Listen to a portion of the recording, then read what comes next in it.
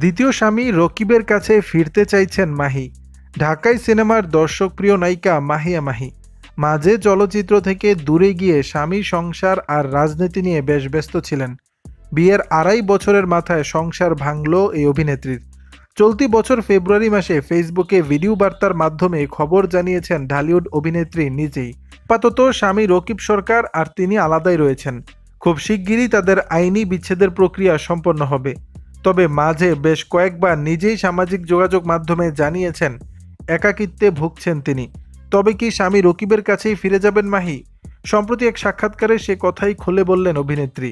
মাহিয়া মাহি বলেন, বিচ্ছেদ হবেই, কিন্তু বিচ্ছেদেরও তো একটা প্রক্রিয়া থাকে, সেই কাজ চলছে। শিগগিরই বিচ্ছেদের চিঠি চলে যাবে তার স্বামীর কাছে। এদিকে অভিনেত্রীর স্বামীর কথা উল্টো সুর। কিছুদিন আগে মাহির স্বামী রকিব সরকার একটি গণমাধ্যমকে বলেছেন তিনি মাহির সঙ্গে সংসার করতে চান। কিন্তু মাহি কি ফিরতে চান স্বামীর কাছে? এমন প্রশ্নের জবাবে তিনি বলেন, আমি যখন কোনো সিদ্ধান্ত নেই অনেক সময় নিয়ে যাচাই বাছাই করেই সিদ্ধান্ত নেই। অনেকদিন পর্যবেক্ষণ করে জেনে বুঝেই এই সিদ্ধান্ত নিয়েছি। তার সঙ্গে এক ছাদের নিচে আর ফিরব না।